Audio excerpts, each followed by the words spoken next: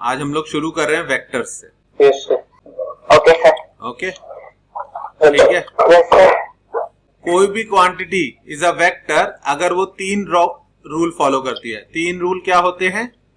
उसका मैग्नीट्यूड होता है। सर वो स्क्रीन शेयर नहीं हो रहा है क्या? स्क्रीन शेयर नहीं हो रहा है? एक सेकंड नहीं, मैं कर रहा हूँ, एक सेकंड। Yes sir. आ गया? Yes sir. कोई भी क्वांटिटी वेक्टर तब होती है जब उसका मैग्नीट्यूड होता है, उसकी डायरेक्शन होती है, पर इन दोनों से ज्यादा इंपॉर्टेंट वो rules of vector algebra follow करता है। यस। ठीक है। रूल्स ऑफ वेक्टर एल्जेब्रा मतलब वेक्टर्स में 2 + 2 4 होना जरूरी नहीं है। वेक्टर्स में 3 + 4 7 होना जरूरी नहीं है। If a person moves 4 kilometre in forward direction, then takes a left turn and goes 3 kilometre in upward direction. 4 kilometre आगे गया और 3 किलोमीटर ऊपर गया। According to normal algebra 4 + 3 is always equal to 7, but vectors में ऐसा जरूरी नहीं है। अगर मैं पूछूं कि इस लड़के का टोटल डिस्प्लेसमेंट कितना हुआ, तो आप सबको पाइथागोरस आता है। बड़ा ही इजी केस दिया है मैंने। आप बोल दोगे कि सर इसका नेट डिस्प्लेसमेंट होगा 4 square plus 3 square, that will be root of 25 and that will be 5। तो इसका नेट डिस्प्लेसमेंट कितना हुआ? 5 किलोमीटर। वेक्टर्स में 3 + 4 कितना हो सकता है? 5 हो सकता है। वेक्टर में 3 + 4 7 भी हो सकता है। कब? जब ये लड़का दोनों बार सेम डायरेक्शन में ट्रैवल करे, पहले आगे जाए और फिर दोबारा फिर से आगे जाए। यानी पहले वो 4 किलोमीटर सामने की तरफ ट्रैवल करे और फिर 3 किलोमीटर फिर से आगे की तरफ जाए। उस केस में वो टोटल कितना दूर गया अपने स्टार्टिंग पॉइंट से? 7 किलोमीटर। आती है बात समझ में? और थर्ड केस में अगर वो पहले 4 किलोमीटर आगे जाता है और फिर 3 किलोमीटर वापस आता है, तो उसका नेट डिस्प्लेसमेंट सिर्फ कितना होगा? अपने स्टार्टिंग पॉइंट से 1 किलोमीटर। 1 किलोमीटर। इस चीज को हमेशा ध्यान रखो कि इन vectors 4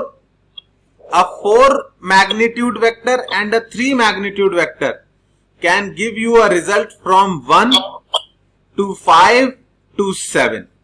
in fact it can give you all the values, सारी वैल्यूज आ सकती हैं बिटवीन 1 and 7। 2 3 4 5 6 7 सारी कवर हो जाएंगे। इसका मतलब वेक्टर्स को जोड़ते टाइम सिर्फ उनका मैग्नीट्यूड नहीं देखना है, साथ में क्या इंपॉर्टेंट है? उनकी डायरेक्शन होनी भी चाहिए। अगर नहीं होती तो वेक्टर्स को हम अलग से क्यों पढ़ते? उनको हम स्केलर्स की तरह ही ट्रीट करते। Is this thing absolutely clear to everyone? जी sir. Yes sir. Add vectors, it is very important to look at their directions। ठीक है।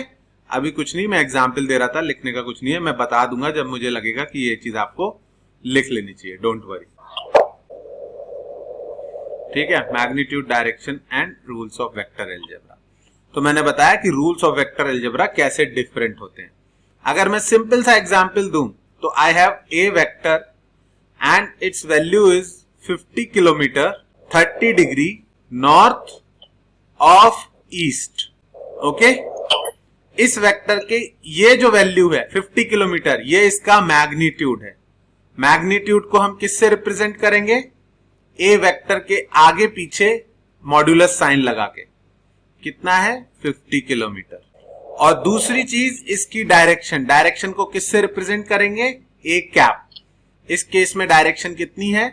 30 डिग्री नॉर्थ ऑफ ईस्ट।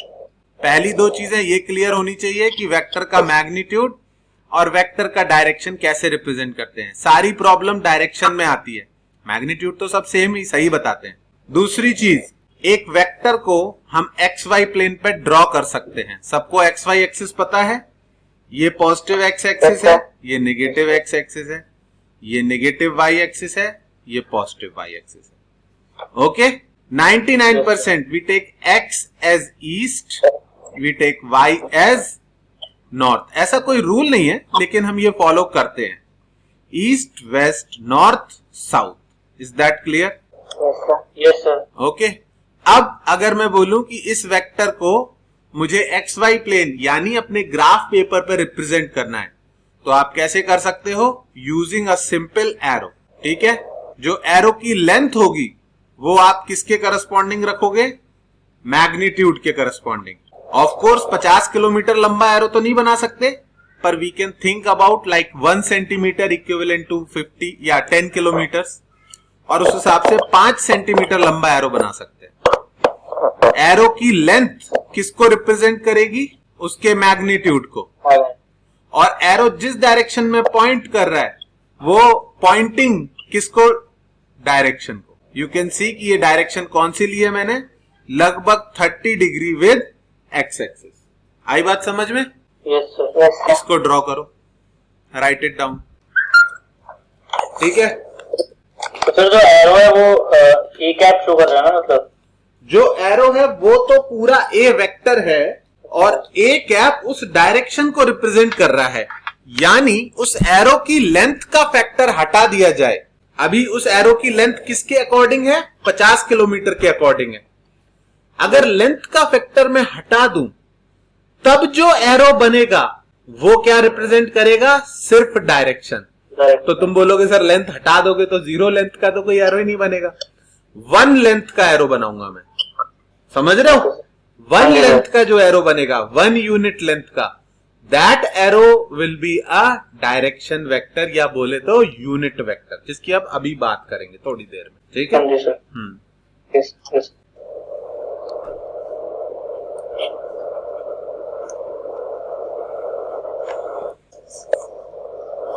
ठीक है, स्क्रीनशॉट मत लेना, जितना हो सके नोट्स लिखो, जितना हो सके साफ साफ लिखो, और उनको जब रिवाइज करो तो उनको मार्क करो रेड या ब्लैक कलर से। एकदम सिंसियरली लेना, वरना ये साल खराब होते देर नहीं लगेगी। बहुत बच्चों का ये साल बहुत ब्लैंक जाने वाला है, क्योंकि वो हाँ सिर्फ वीडियो देखने वाले हैं, स्क्रीनशॉट लेने वाले हैं, कोई क्वेश्चन सॉल्व नहीं कर रहा। सब डाउट नेट से क्वेश्चन का सॉल्यूशन देख लेते हैं, 5 मिनट भी नहीं सोचते क्वेश्चन के बारे में, क्वेश्चन का सॉल्यूशन देख लेते हैं। ये रूल बना लेना कि क्वेश्चन का सॉल्यूशन नेक्स्ट डे देखना है। आज ट्राई करना है, अगर सॉल्व हुआ ही नहीं तो नेक्स्ट डे देखना है। अगर तुरंत देखते रहे तो एक भी नया क्वेश्चन नहीं आएगा। तुम हटा दूं इसको? लिख लिया? ठीक है, ओके ठीक है। तो ये तो हो गया वेक्टर का रिप्रेजेंटेशन। अब किसी ने बोला कि एक वेक्टर की क्या क्या प्रॉपर्टीज होती है, मतलब कौन कौन से काम हम वेक्टर्स के साथ इजीली कर सकते हैं।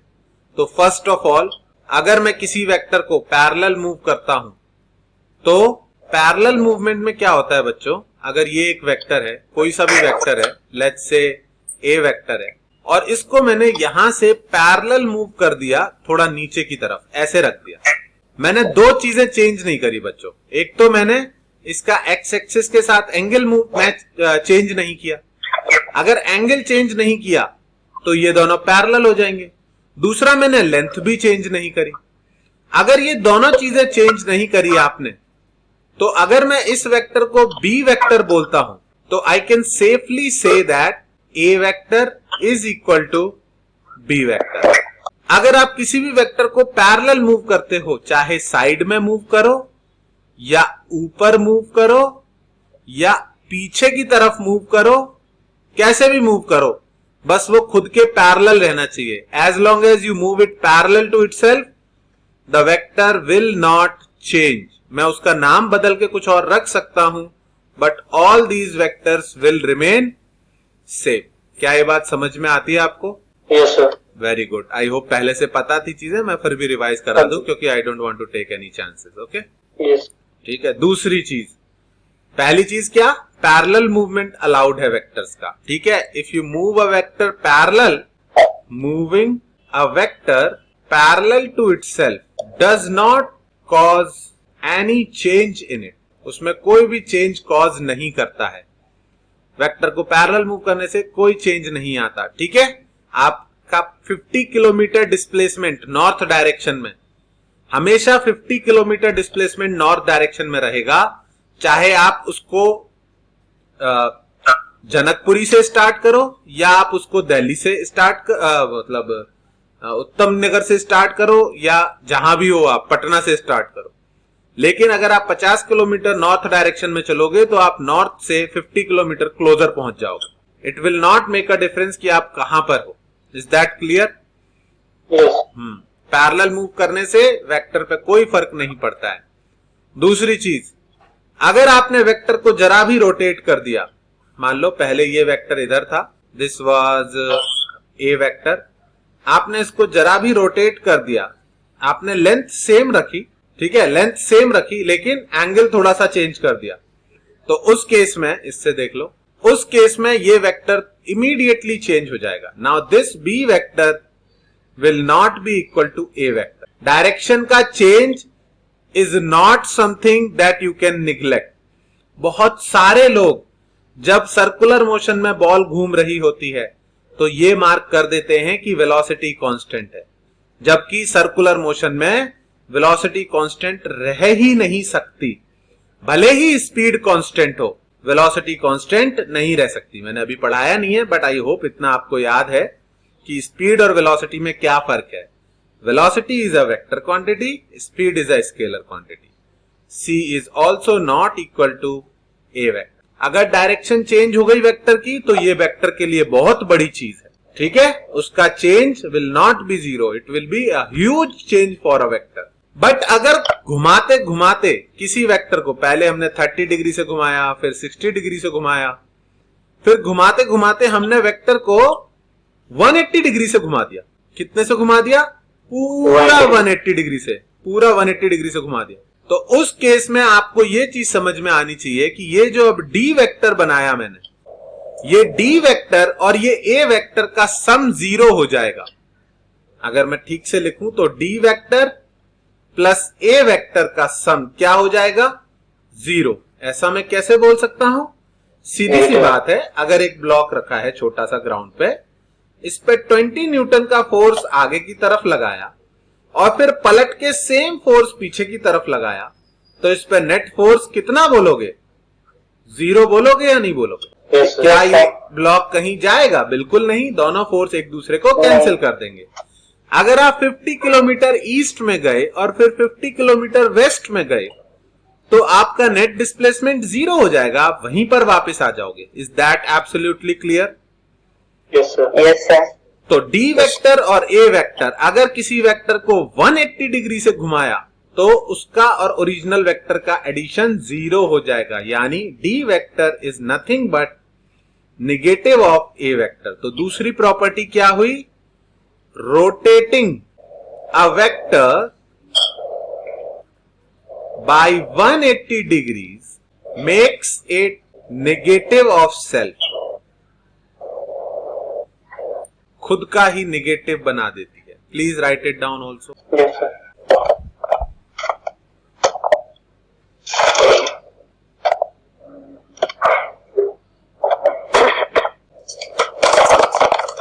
डन?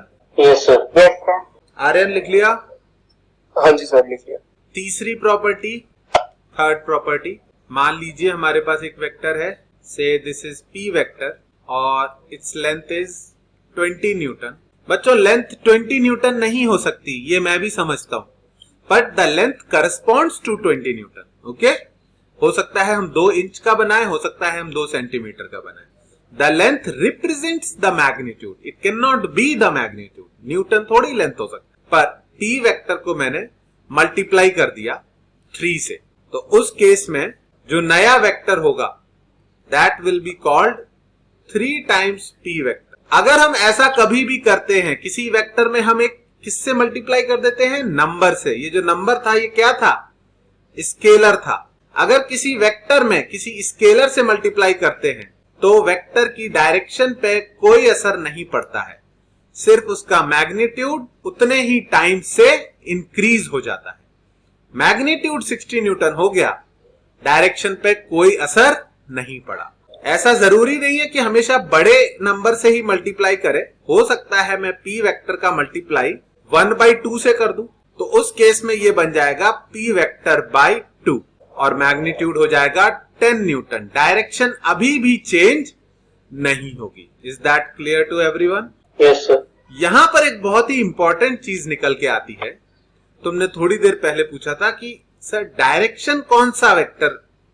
अगर मैं बताऊं कि p वेक्टर को मैं 20 से डिवाइड कर दूं, p वेक्टर को अगर 20 से डिवाइड कर दिया तो भी एक छोटा सा वेक्टर बनेगा। आई होप ये दिखाई दे जाए आप लोगों को। दिखाई दे रहा है? Yes sir. ये जो छोटा सा वेक्टर बच्चों बनेगा, this vector is formed by dividing the vector by its own magnitude. अगर आप वेक्टर को उसी के मैग्नीट्यूड से डिवाइड कर दोगे तो हमेशा आपको एक वेक्टर मिलेगा जिसका लेंथ कितना होगा? 1 यूनिट। और 1 यूनिट यानी you can call it a unit vector. This vector is a unit vector. Why is it a unit vector? Because its magnitude is 1 unit. ये आपको मैग्नीट्यूड के बारे में कोई इंफॉर्मेशन नहीं दे रहा। तो किसके बारे में इंफॉर्मेशन दे रहा है? डायरेक्शन के बारे में। तो इसको और क्या बोलना चाहिए? Direction vector. आई बात समझ में? Unit vector is also called direction vector. Why is it called direction vector? क्योंकि ये मैग्नीट्यूड के बारे में कोई इंफॉर्मेशन नहीं देता। इसका मैग्नीट्यूड हमेशा 1 यूनिट होता है। It only tells us something about the direction. तो पी कैप होगा मतलब? इसको हम क्या बोल सकते हैं? इसको हम बोल सकते हैं पी कैप। दुनिया में बच्चों कितनी डायरेक्शंस हैं? 4। So wrong. Infinite directions. Infinite direction.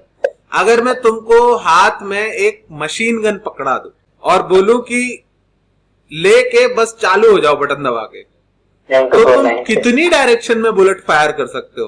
तुम बता भी नहीं सकते।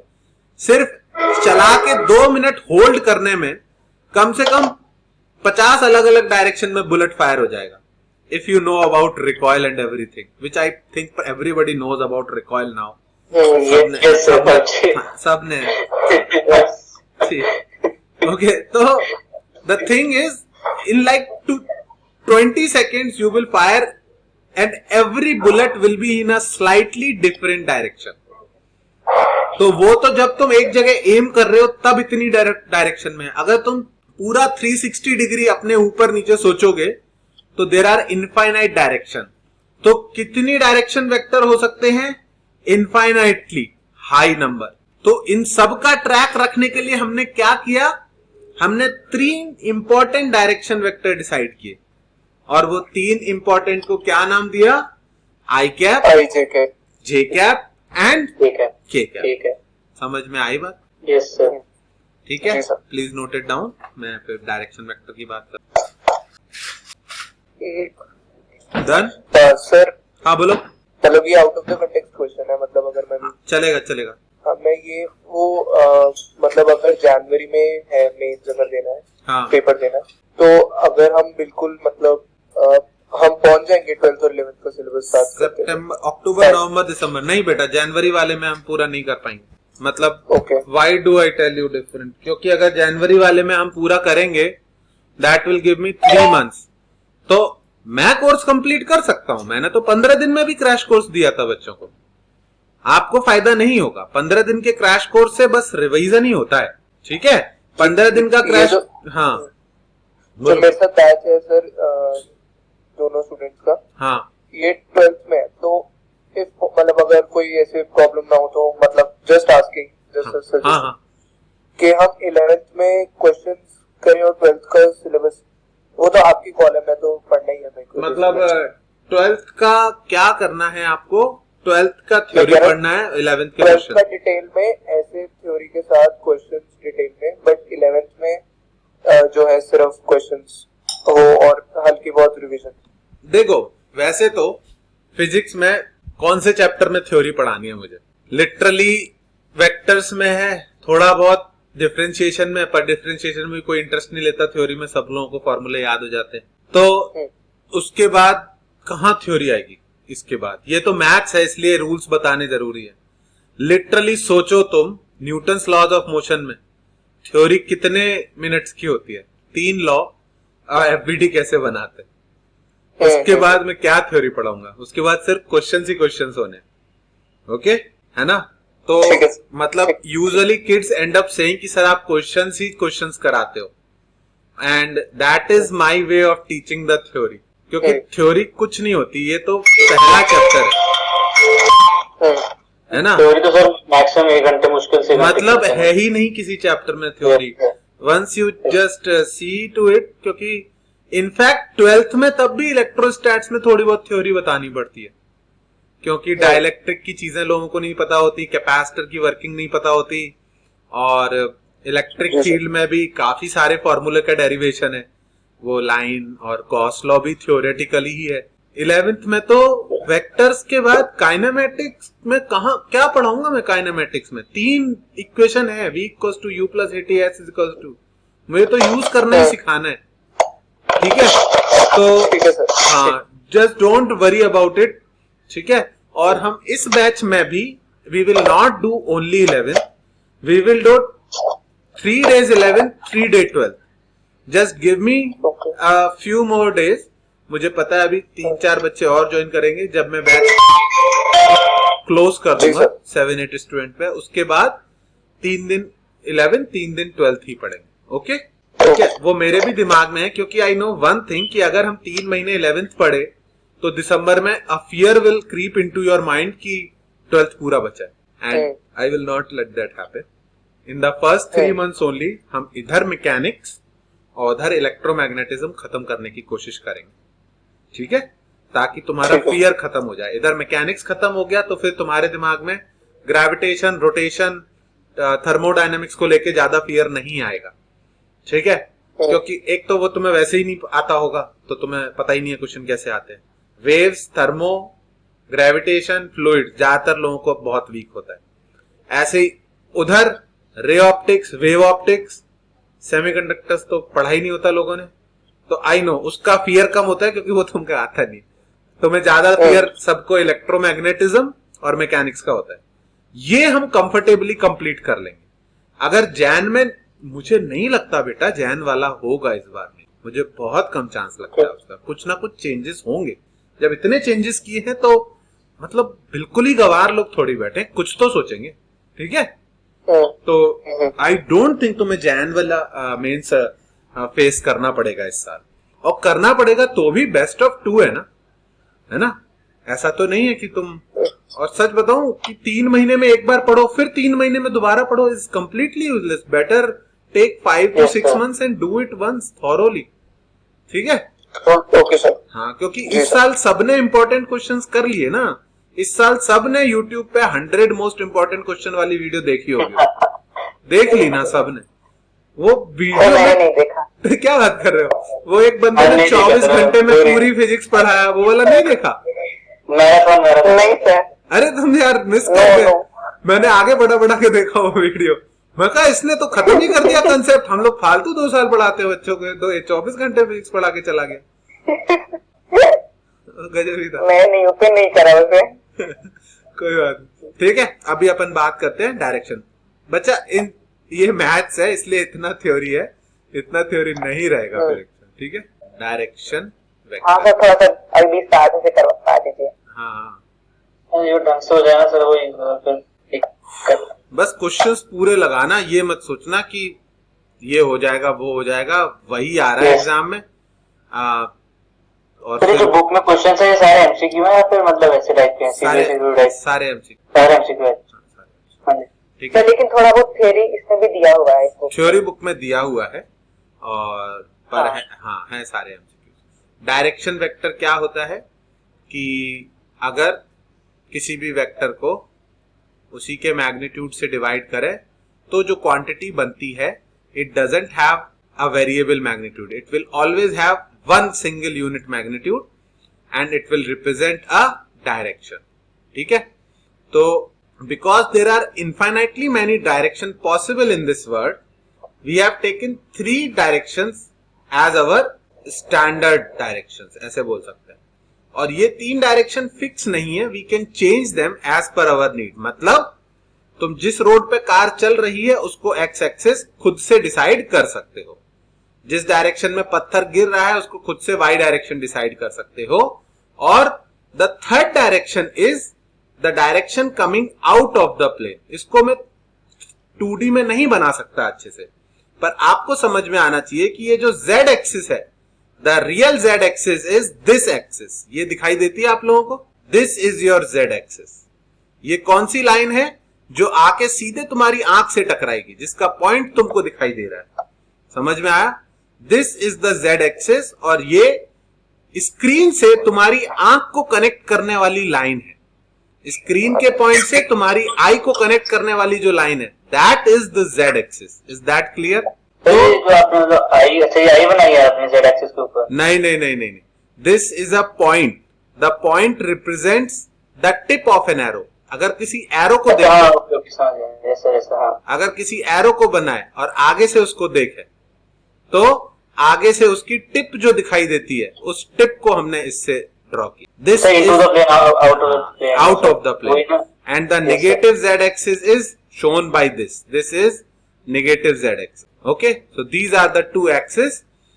और हम किसी भी वेक्टर को इन तीनों एक्सिस के हेल्प से रिप्रेजेंट कर सकते हैं। x डायरेक्शन में अगर कोई बोले कि walk 5 kilometre in x direction, तो we will say that I am walking 5 i cap kilometre. यानी x डायरेक्शन के एक यूनिट को हम i कैप लिखेंगे। What is i cap? It is 1 unit in positive x direction. Okay, this is a unit vector i cap. This is a unit vector j cap. It's 1 unit in positive y direction, and the third one is of course the one coming out of the plane। मैं कैसे भी कोशिश करूं वो तुम्हें plane में ही दिखाई देगा। so you have to imagine it well कि ये एरो कौन सा एरो है जो आंख की तरफ तुम्हारे आ रहा है, and this is k cap and it is 1 unit in z direction। इसको लिखो फटाफट। ओके, यूनिट वेक्टर फॉर्म, हमने यूनिट वेक्टर जो डिफाइन किए हैं उसकी वजह से अब से हम वेक्टर्स को एक तमीज से लिखेंगे। तमीज मतलब मैथमेटिकल फॉर्म में लिखेंगे। यूनिट वेक्टर फॉर्म को तुम लोग कंपोनेंट फॉर्म भी बोलते हो, ठीक है, कि कंपोनेंट में लिखो वेक्टर्स को। मतलब उसका एक ही है कि अभी तक जो हम इंग्लिश में वेक्टर्स को एक्सप्लेन कर रहे हैं, इंग्लिश का मतलब आई एम टेलिंग यू इतना मैग्नीट्यूड है, इस डायरेक्शन में है, this is not a proper way. अगर मुझे ए वेक्टर लिखना पड़ रहा है तो मैं क्या लिख रहा हूं? 20 kilometre 60 degrees north of east, या 60 degrees with X axis. Okay, तो ये 60 डिग्री है, ये इसका मैग्नीट्यूड 20 किलोमीटर है। तो somebody suggested कि there has to be a better way to represent a vector। ठीक है, इससे अच्छा तरीका कुछ ना कुछ सोचना चाहिए हमको। तो फर्स्ट ऑफ ऑल हमने थोड़ी देर पहले देखा था कि अगर हम थोड़ा सा डिस्टेंस आगे जाते हैं और फिर थोड़ा सा डिस्टेंस ऊपर जाते हैं, तो ये वाला वेक्टर हमारा रिजल्टेंट होता है या नहीं होता है? अभी अभी देखा था, ठीक है। मतलब मैंने अभी नहीं पढ़ाया है, पर सबको ट्राइंगल ऑफ वेक्टर एडिशन आता है या नहीं आता है? अगर मैं इसको p वेक्टर बोल दूं और इसको q वेक्टर बोल दूं, तो आई होप सबको ये समझ में आता है कि a vector is actually p vector plus q vector. Now you need to understand कि a vector is also equal to r vector plus s vector. समझ में आई बात या नहीं? r vector plus s vector भी होगा। a vector is also equal to t vector plus m vector, ये भी होगा। किसी को कंफ्यूजन तो नहीं हो रहा है? नहीं सर। मतलब आप 10 को, एक नंबर मैंने मान लिया 10 को आप 9+1 भी लिख सकते हो, 8+2 भी लिख सकते हो। लिख सकते हो या नहीं? तो 10 को आप कई तरीके से लिख सकते हो। तो फिर कौन से तरीके से लिखा जाए जिससे कम मेहनत में सबसे ज्यादा फायदा हो हमको? और वो कौन सा तरीका है वो भी मैं समझाने की कोशिश कर रहा हूं कि ओरिजिनल वेक्टर मैंने ये बनाया था, दिस इज ए वेक्टर। मैं इसको कई सारे वेक्टर्स के पेयर के एडिशन में लिख सकता हूं, लेकिन मैंने कौन सा चूज किया? एक वेक्टर एक्स डायरेक्शन के पैरेलल, दूसरा वेक्टर वाई एक्सिस के पैरेलल। ऐसा करने का मेरा बहुत बड़ा रीजन है जो अभी अभी आपको 1 सेकंड में क्लियर हो जाएगा। इसको मैंने लिखा, इसको p वेक्टर, इसको q vector. So because a vector is p vector plus q vector, now I need to calculate the length of p vector. अगर ये 20 किलोमीटर है और ये 60 डिग्रीज है, तो can everyone in the class tell me कि ये base कितना होगा?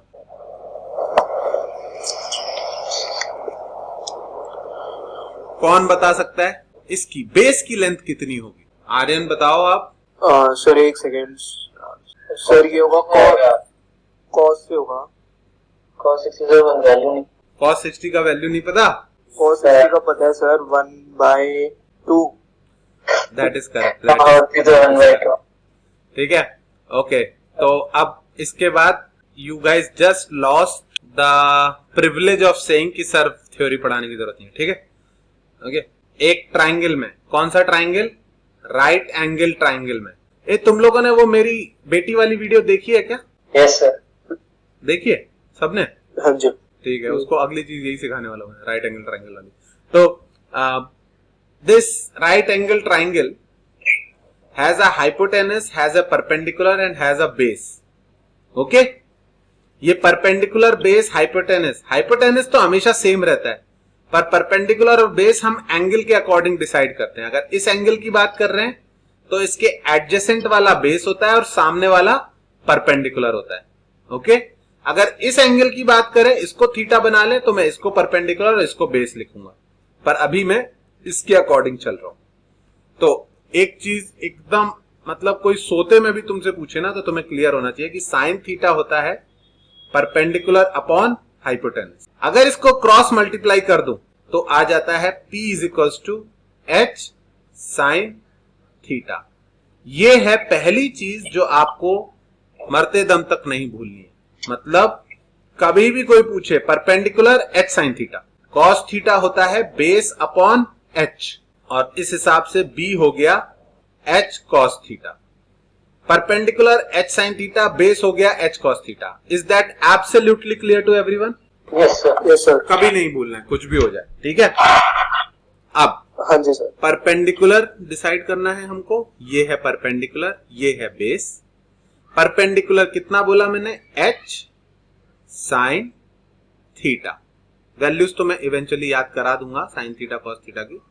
20 इंटू साइन 60 होगा, 20 इंटू साइन 60 होता है √3/2, दैट इज 10√3 किलोमीटर। ओके, ये तो ज्यादा दूर चला गया, तो मैं यहाँ पे इसको थोड़ा छोटा कर रहा हूँ। ठीक है, आई होप तुम कैलकुलेशन मन में कर सकते हो। ये कितना आया? 10√3 किलोमीटर। और बेस कितना आएगा? बेस आएगा 20 cos 60, और ये हो जाएगा 10 किलोमीटर। तो ध्यान से देखो बच्चों, ए वेक्टर जिसको मैं इतना गंदा सा वैल्यू लिख रहा था 20 kilometre 60 degree with X axis, उसको मैं सिंप्लीफाइड करके क्या लिख सकता हूं? A vector is equals to P vector क्या हो गया? 10 kilometre in X plus Q vector क्या हो गया? 10√3 किलोमीटर इन वाई। ये ज्यादा छोटा तो नहीं हो रहा? पढ़ने में आ रहा है तुम लोगों को? Yes sir. ओके, जी सर। तो ए वेक्टर क्या हो गया? 10 किलोमीटर इन एक्स, मैंने अभी अभी बताया एक्स। हाँ, 1 किलोमीटर एक्स में is 1 I cap, 2 kilometre is 2 I cap, 3 kilometre is 3 I cap, 10 kilometre is 10 I cap, और 10√3 किलोमीटर इन वाई हो जाएगा 10√3 जे कैप। अब से हम वेक्टर्स को इस तरह से नहीं लिखेंगे, अब से हम वेक्टर्स को इस तरह से लिखेंगे। इस तरह से लिखने में वेक्टर्स को ऐड करना बहुत इजी हो जाएगा। Okay, note it down, note it down. Yes sir. Okay, तो एक मिनट सर, 1 डन? नहीं सर, एक मिनट। हाँ जी सर। ठीक है, तो वेक्टर्स को यूनिट वेक्टर फॉर्म में लिखना आपको बहुत अच्छे से आना चाहिए।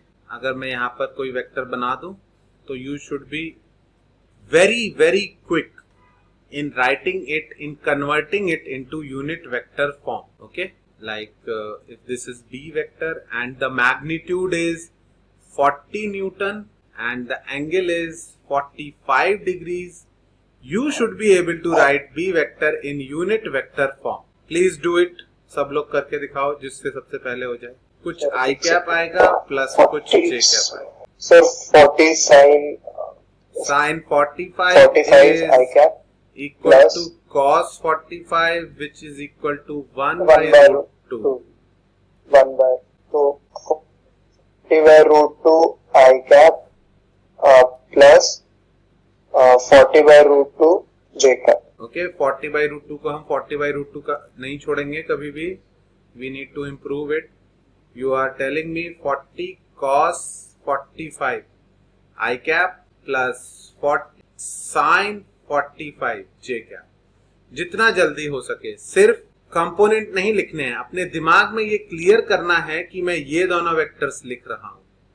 दिस वेक्टर इज 40 sin नहीं 40 cos 45. ये बेस है तो इसका cos होगा 40 cos 45. ये वेक्टर किस डायरेक्शन में है बच्चों? x डायरेक्शन में, तो इसको मैं 40 cos 45 I कैप लिखूंगा. ये वेक्टर किस डायरेक्शन में है? y डायरेक्शन में, तो इसे 40 sin 45 j कैप लिखूंगा. cos क्योंकि ये बेस था, sin क्योंकि ये परपेंडिकुलर था, I कैप बिकॉज ये x डायरेक्शन में था, j कैप बिकॉज ये y डायरेक्शन. समझ में आई बात? Yes sir. Yes sir. b vector value put करेंगे 40 इंटू 1 बाई रूट. ऊपर नीचे रूट 2 से मल्टीप्लाई करो तो आपको इसका आंसर दिखेगा कुछ 40 into 1 by root 2. By chance इसमें सेम एंगल दे दिया 45 डिग्री पर x और y कंपोनेंट बराबर आएंगे. मैंने फिगर बहुत अच्छी नहीं बनाई वरना बराबर आपको दिखाई भी दे जाते. ओके ये आएगा 20 root 2 I cap plus 20 root 2 J cap. आ गई बात समझ में? Yes. This is Yes, sir. B vector. हटाऊं इसको? Yes sir. मुझे कुछ ऐसा लग रहा है कि ये साइन कॉस की वैल्यूज को लेके तुम लोगों के दिमाग में अभी डाउट्स हैं. सबको याद नहीं है ना? Yes sir. है ना? सबको याद नहीं. तो फिर ना इस प्रॉब्लम से ना निपट लेते हैं क्योंकि ये हमें बाद तक परेशान करती रहेगी. हमसे ना नहीं. ओके कोई आया क्या? कोई और कनेक्ट? सर वो मेरा वाईफाई है. अभी डिस्कनेक्ट हुआ था क्या? हाँ जी. पिछले वाले क्वेश्चन का फाइनल आंसर वही था ना? हाँ तो 20 रूट 2 I कैप और 20 root 2 J cap plus 40 by root 2 J. हाँ 40 बाई रूट 2 नहीं लिखेंगे उसको, रूट 2 से ऊपर नीचे मल्टीप्लाई करके 20 रूट 2 लिखेंगे. हाँ जी सर. ठीक है. हाँ ध्यान रखना वरना पता चला सही आंसर निकाले और मैच नहीं किया. ठीक है ये सारे एंगल्स पता होने चाहिए. This is 0 degree, 30 degree, 45 degree, 60 degree and 90 degree. Okay और इधर we have 120 degree, then we have 135 degree and then we have 150 degree and finally we have 180 degree. Okay तो फर्स्ट ऑफ ऑल अगर मैं 30 degree वाला triangle बनाता हूं, ठीक है, तो 30 डिग्री वाले में तुमको देख के पता चल जाएगा बच्चों इसमें परपेंडिकुलर बेस में से कौन छोटा है. परपेंडिकुलर छोटा है. परपेंडिकुलर छोटा है सर. साइन 30 की वैल्यू छोटी आएगी 1/2 और cos 30 की वैल्यू बड़ी आएगी रूट 3/2. आई बात समझ में? Yes sir. बट यही हरकत अगर मैं हाँ जी सर. 45 डिग्री के साथ करूं तो 45 डिग्री पर आपको परपेंडिकुलर और बेस लगभग बराबर दिखाई दे रहे हैं. हाँ. ठीक है अगर आप एग्जैक्ट बनाओगे तो आपको एग्जैक्टली सेम दिखाई देंगे. Sine 45 and cos 45 will be equal and they will be 1/√2. उसके बाद अगले वाले ट्राइंगल में आपको दिखाई देना चाहिए, क्योंकि दिखाई देगा ना तभी सिली मिस्टेक से बचोगे. जब दिमाग में क्लियर होगा कि भाई 60 डिग्री के ट्राइंगल में परपेंडिकुलर तो बड़ा आएगा ही और परपेंडिकुलर बड़ा आएगा तभी सिली मिस्टेक से बचोगे. वरना हर एग्जाम में कम से कम एक क्वेश्चन में ये गलती जरूर करते लोग. साइन 60 बड़ा आएगा क्योंकि परपेंडिकुलर बड़ा है, इट विल बी रूट 3/2 और cos 60 छोटा आएगा, इट विल बी 1/2. मैं तो अभी तक अपने दिमाग में ये क्रॉस चेक करता हूं कि मैंने सही लिखा या गलत लिखा. साइन 30 लिखने के बाद मेरे दिमाग में जरूर आता है कि ट्राइंगल में परपेंडिकुलर छोटा होगा तो साइन की वैल्यू छोटी आएगी. छोटी है हाफ, बड़ी है रूट 3/2. ये 30-60 में बहुत कंफ्यूजन होता है. अब सुनो ध्यान से, ये जो 0 डिग्री का ट्राइंगल अगर मैं बनाऊं तो बच्चों ये ट्राइंगल तो मैं बना ही नहीं पा रहा हूं क्योंकि इसमें तो बेस ही बेस है, परपेंडिकुलर तो है ही नहीं. समझ में आ रही है बात या नहीं? यस सर, यस तो साइन 0 कितना रहेगा? जब परपेंडिकुलर है ही नहीं तो साइन 0 0, और कॉस 0 कितना रहेगा? परपेंडिकुलर है ही नहीं तो जो बेस है वही हाइपोटेनस है, तो कॉस 0 कितना हो जाएगा? 1। आ रही है बात समझ में? All this is based on sine theta is equals to perpendicular upon hypotenuse and cos theta is equals to base upon hypotenuse. इसके ऊपर बेस्ड है पूरा कहानी, ठीक है। अब 90 डिग्री का जो ट्राइंगल बनेगा यहां पे बनेगा, बन ही नहीं पा रहा क्योंकि पूरा वाई एक्सिस पर ही है। तो 90 डिग्री पर परपेंडिकुलर बहुत बड़ा हो जाएगा और बेस 0 हो जाएगा। बेस 0 हो गया तो परपेंडिकुलर हाइपोटेनस बराबर है, तो साइन 90 1 और कॉस 90 0। इतनी थ्योरी सिर्फ इसलिए बोल रहा हूं कि तुम जब भूल जाओ तो बुरे टाइम में तुम कुछ लॉजिक लगा के सही मार्क कर दो, समझ रहे हो? साइन 90 में 1 क्यों होगा? क्योंकि साइन 90 में परपेंडिकुलर ही है, बेस तो है ही नहीं। कितना भी बुरा जब कंफ्यूजन होता है ना बच्चों एग्जाम में बैठे बैठे, तो उस टाइम पे ना एकदम धड़कनें बढ़ जाती हैं क्योंकि टाइम होता नहीं है और कंफ्यूजन आ गया दिमाग में। होशियार बच्चों को आ जाता है। तो मानोगे नहीं, IIT JEE से पिछली रात को मुझे क्या कंफ्यूजन हुआ कि लेंस फार्मूला और मिरर फार्मूला में से प्लस किस में आता है और माइनस किस में आता है, और याद ही नहीं आके दे रहा, कुछ भी हो जाए। 90 तक की क्लियर हो गई चीजें।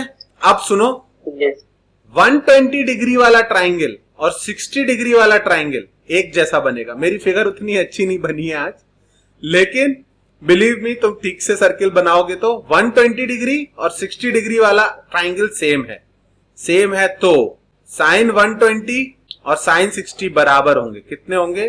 √3/2। cos 120 जब मैं लिखूंगा तो वो cos 60 के बराबर तो होगा, लेकिन with a negative sign. Negative क्यों? क्योंकि इसका बेस किस तरफ पॉइंट कर रहा है? नेगेटिव एक्स एक्सिस की तरफ। समझ में आई बात या नहीं? Yes sir. इसका बेस नेगेटिव में है, परपेंडिकुलर इसका अभी भी पॉजिटिव में है, ये ऊपर की तरफ ही है, लेकिन बेस नेगेटिव डायरेक्शन में है तो बेस को नेगेटिव, तो कॉस थीटा नेगेटिव हो जाएगा। इन सारे एंगल पे साइन 135 किसके बराबर होगा? साइन 45 के बराबर, यानी 1/√2। पर कॉस 135 किसके बराबर होगा? -1/√2। एक दिन में बैठ के सारे रटने की कोशिश मत करना, दिमाग खराब हो जाएगा, अगले दिन फिर भूल जाओगे। साइन 150 डिग्री साइन 30 के बराबर होगा 1/2, पर cos 150 degree cos 30 with a negative sign -√3/2। और फाइनली जो सबसे इंपॉर्टेंट है, sine 180 degree 0 but cos 180 degree -1। मैं अभी के अभी बता दूं कि जो सबसे ज्यादा तुम यूज करोगे एक ये होगा और एक ये होगा, और अगर तुम्हें अपने एक्सपीरियंस से याद हो तो यही दो सबसे ज्यादा पूछे जाते हैं। तो please be careful, please draw it, don't take a screenshot, you will not remember the screenshot, it will go away very soon. इतने ज्यादा स्क्रीनशॉट हो रहे हैं मोबाइल में कि यूजफुल चीजें भी खो जा रही है। Draw it and then tell मी।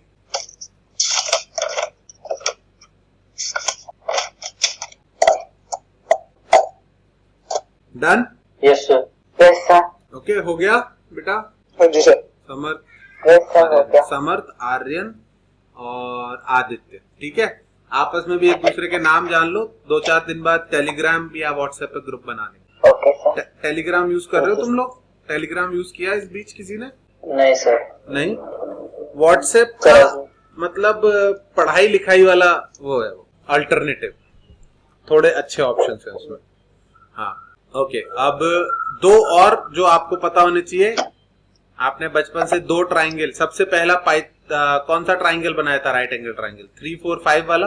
3 4 5 सबसे पहला पाइथागोरस 37 और 53। हाँ, इसका ये एंगल 37 है और ये एंगल 53 है, ठीक है। तो अगर साइन 37 की बात करो, मैंने एज ए स्टूडेंट याद ही नहीं किए थे, मुझे 3 4 5 के बस ये दो एंगल याद थे।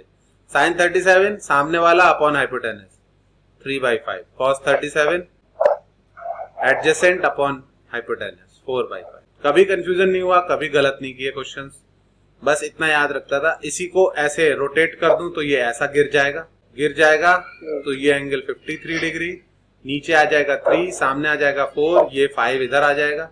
साइन 53 परपेंडिकुलर 53 के लिए परपेंडिकुलर 4 है, 4/5 cos 53 3/5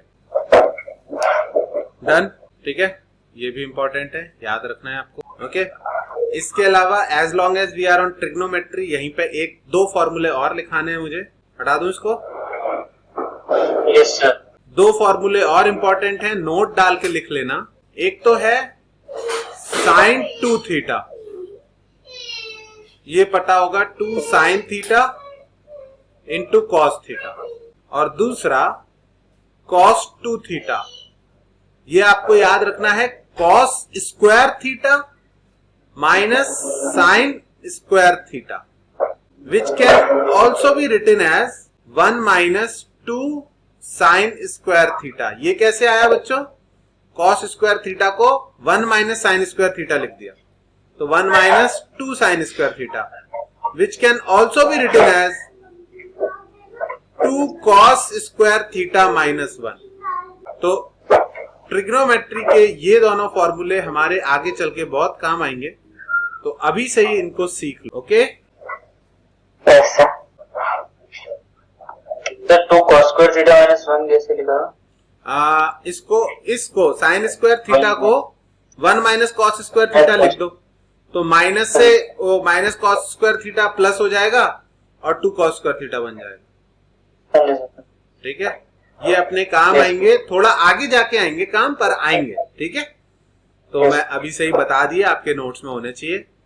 और एक चीज और, एक और नोट, कि अगर थीटा की वैल्यू बहुत छोटी दी है बच्चों, if theta is tending to 0, अब 0 तो नहीं होता, पर से 1 2 3 डिग्रीज ऐसी कुछ है, 4 5 डिग्रीज, बहुत छोटी वैल्यू दी है, या फिर क्वेश्चन में थीटा टेंडिंग टू 0 ले रहे हैं, तो साइन थीटा, टैन थीटा और थीटा एक दूसरे के इक्वल होते हैं। क्या ये चीज आप लोगों को पहले से पता थी या मैं इसको एक्सप्लेन करूं? सर पता थी, क्योंकि वो जो ग्राफ जाता है वो कर्व होता है ना, तो वो स्टार्टिंग में स्ट्रेट लाइन जैसा ही होता है, इस वजह से। सर इसको पता नहीं था। पता नहीं, ठीक है ठीक है, मैं बताता हूँ। मैं और मतलब हाँ, मैं बहुत एक सिंपल से तरीके से बता दूंगा। ठीक है, इसको हटा दूंगा पहले। ठीक है, ठीक है, मतलब पता, प्रूफ नहीं भी पता हो तो चल जाएगा, लेकिन पता हो तो याद रह जाएगा आसानी से। ठीक है, याद रह जाएगा। ये जो थीटा होता है बच्चों, थीटा की value in radians is defined as length of arc upon radius. इसको याद करो कि theta is defined as length of arc upon radius. अगर आप ध्यान से सोचो तो एक पूरे सर्किल के लिए लेंथ ऑफ आर्क कितनी हो जाएगी बच्चों? पूरे सर्किल की लेंथ कितनी होती है? 2 पाई आर डिवाइडेड बाई आर कितना हो गया? 2 पाई रेडियंस। इसीलिए 360 डिग्री को क्या बोलते हैं? 2 पाई रेडियंस। समझ में आई बात?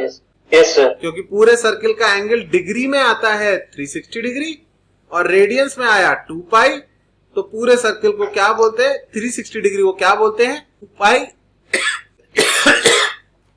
रेडियंस। Okay yes sir. अब सुनो, अगर इस थीटा को मैं छोटा करता जाऊं, बहुत छोटा कर दूं, तो ये जो ट्राइंगल बनेगा ये ऐसा दिखाई देगा, बहुत छोटा बच्चों, उतना छोटा मैं ड्रॉ नहीं कर सकता। अगर थीटा टेंडिंग टू 0 चला जाए तो ये जो आर्क है ना, ये ऑलमोस्ट कैसा दिखने लग जाएगा?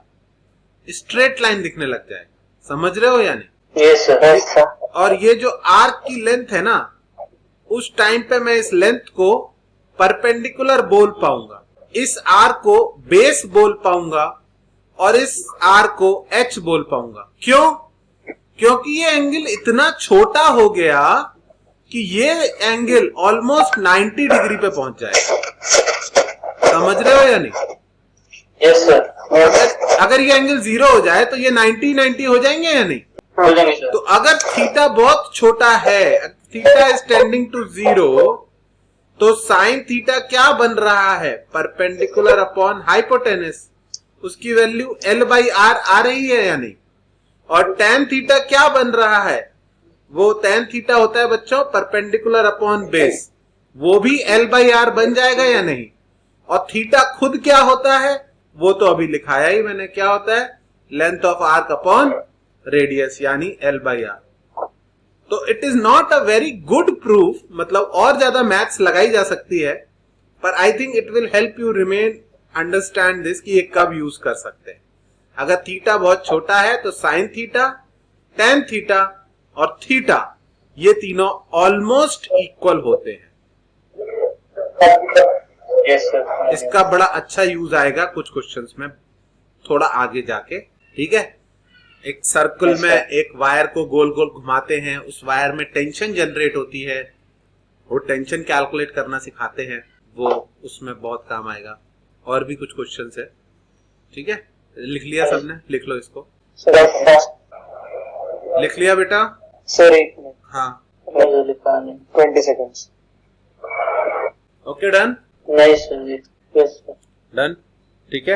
यस ऐसा हो गया। चलो देखो, हम कहां से मुड़े थे इस डायरेक्शन में। मुझे तुमसे वेक्टर्स के कंपोनेंट करवाने थे, ठीक है। तुमने एंगल बताने में गड़बड़ी करी थी तो हम उस डायरेक्शन में चले, ठीक है। मैं क्लास ऐसे ही रखना चाहता हूं कि इतने कम स्टूडेंट्स हो कि जरूरत के हिसाब से हम कुछ कर सके चाहिए। अगर सब लाइव हो जाते हैं और यूट्यूब हो जाता है ना, तो फिर टीचर बस एक डायरेक्शन में जाता है, ठीक है। B vector is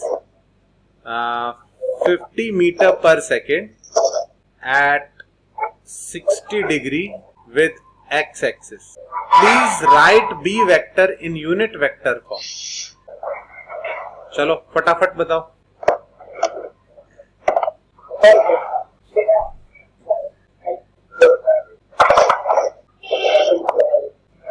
25 + 25 √3।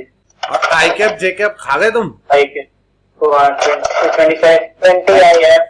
वही तो बहुत इंपॉर्टेंट है। This vector is this vector plus this vector, ठीक है।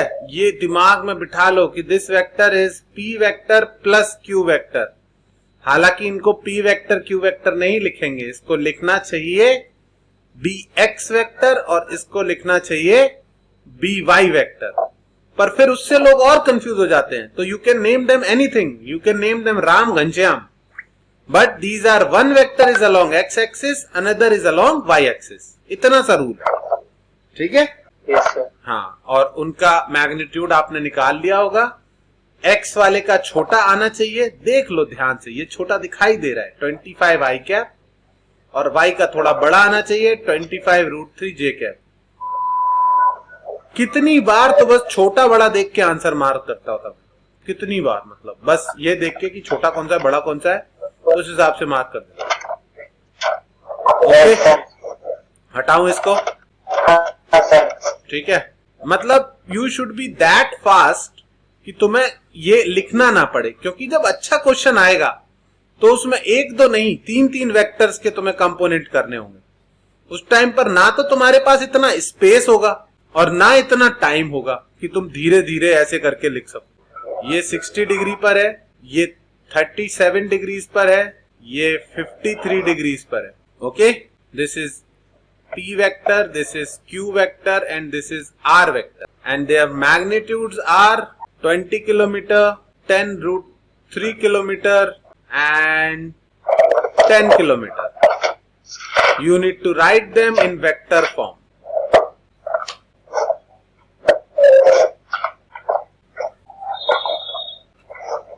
Done?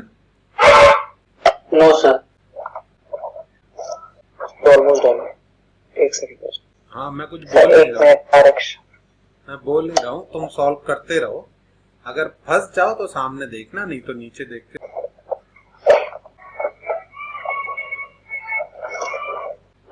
हो गया सर। ऐसा हो गया। पहला वाला चेक करो। सर करेक्ट है पहला वाला। 69 का फर्स्ट।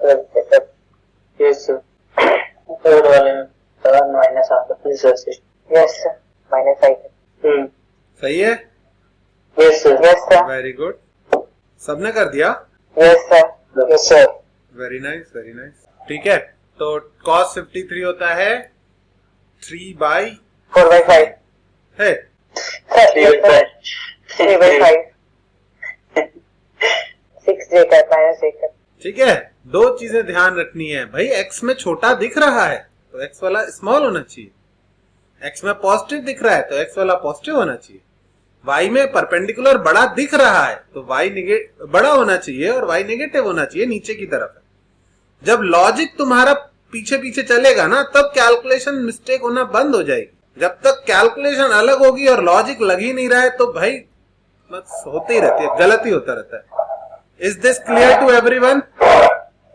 Yes sir. आज का पहला क्वेश्चन, मतलब अभी तक तो हम टाइम पास ही कर रहे थे, तो first question on vectors is, देखा होगा तुम लोगों ने क्वेश्चन, 3 स्ट्रिंग्स होती है, एक ब्लॉक टांगते हैं उस, देखा है सबने ये क्वेश्चन? हाँ जी सर। Yes sir. ठीक है, इसमें टेंशन T1, इसमें टेंशन T2, ठीक है, और इसका एंगल मैं ले लेता हूं 37, इसका ले लेता हूं 53, ठीक है। इससे कोई लॉ था ना? अबे वो थ्योरम है गंदी सी, क्या नाम है पास है ना बुक, मैं कभी पढ़ाते नहीं उस थ्योरम को।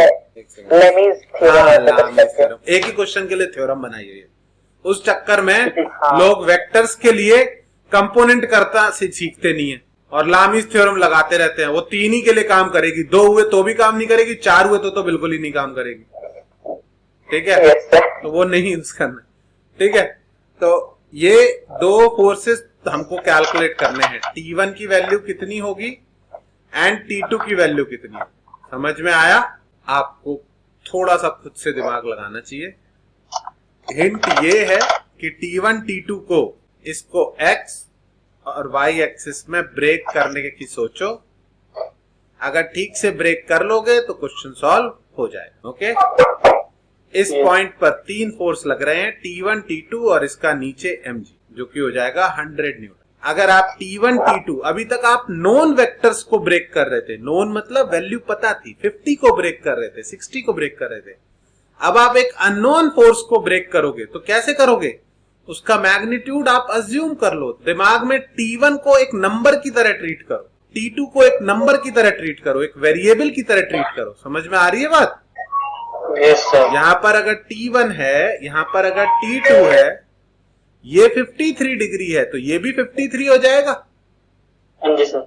अगर ये 53 पता है तो T2 के 2 कंपोनेंट एक इस तरफ बनाओ और एक इस तरफ बनाओ, खुद से डिसाइड करो कितनी कितनी वैल्यू होगी। ऐसे T1 के 2 कंपोनेंट एक इस तरफ बनाओ, तो दूसरा कलर ले लेता हूं, एक इस तरफ बनाओ और एक इस तरफ बनाओ, और फिर तुमसे क्वेश्चन सॉल्व होगा। इस पॉइंट को कुछ नाम दे देना, पॉइंट A, और इस एक पर सारे फोर्सेस तुम्हें ड्रॉ करने हैं।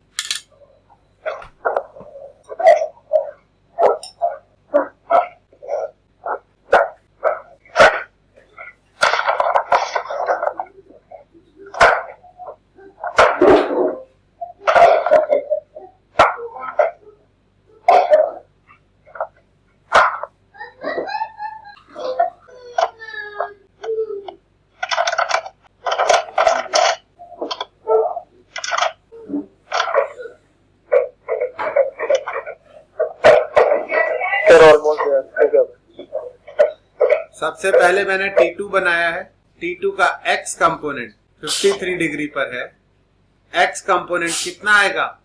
T2 cos 53, cos 50, value put कर दे, T2 3T2 by 5, बहुत बढ़िया।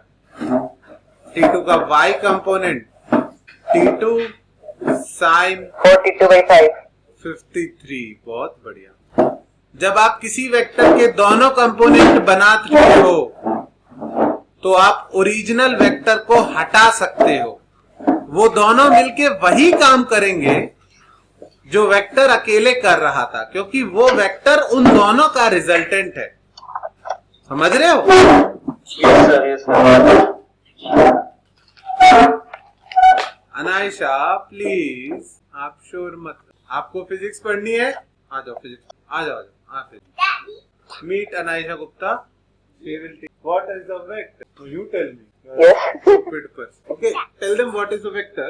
Vector क्या होता है? Vector एक quantity होती है. Quantity. Bye. Forgotten everything. Okay.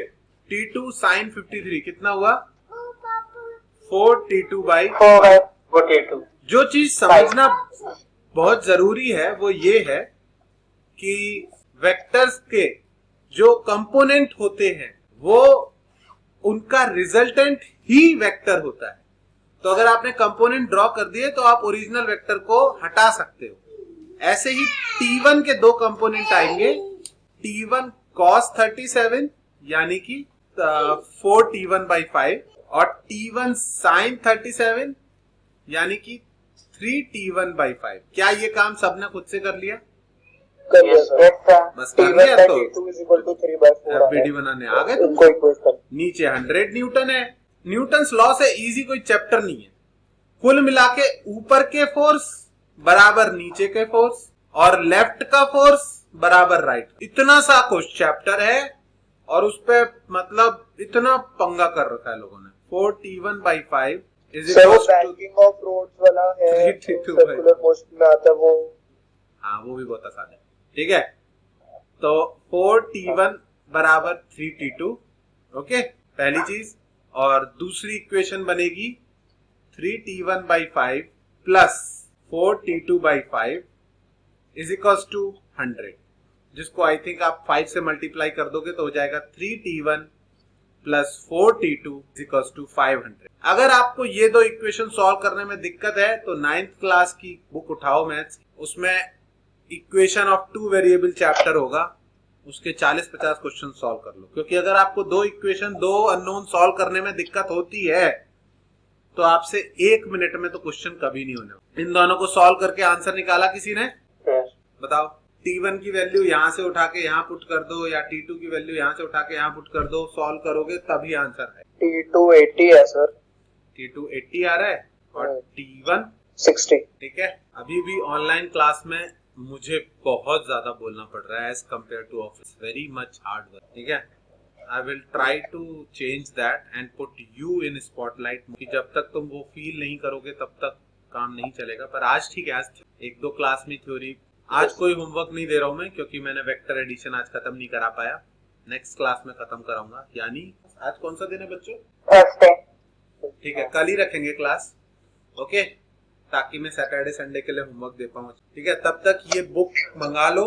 कोई और बुक से भी पढ़ना चाहो तो पढ़ सकते हो ना, पर फिर मैं होमवर्क नहीं दे पाऊंगा और हम मतलब फिर तुम अपने आप ही करने लग जाओगे इवेंचुअली, और वहीं पर सारा रिस्क है। रिस्क ये है कि तुम कब डीले लोगे मुझे पता भी नहीं चलेगा। ऐसे कम से कम मैं ध्यान से रखूंगा। ये बुक सर अच्छा लगा मुझे, मैंने देखा है। तुमने ध्यान से पढ़ा होगा कोई बुक सारे अच्छे होते हैं, पर मेरे को बस एक कॉमन बुक रखना है, इसलिए मैंने ये चूज किया और इसमें टॉपिक वाइज दिया।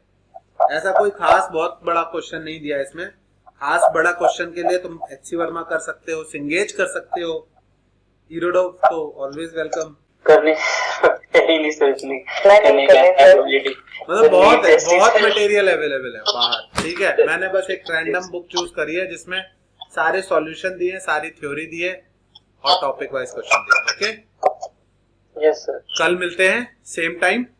सर क्लास के टाइमिंग यही रहेगा 8 से 10 के बीच में। 8:30 अगर मैं ऑफिस से लेट आया तो 8:30 से लूंगा, जल्दी आ गया तो 8 से लूंगा।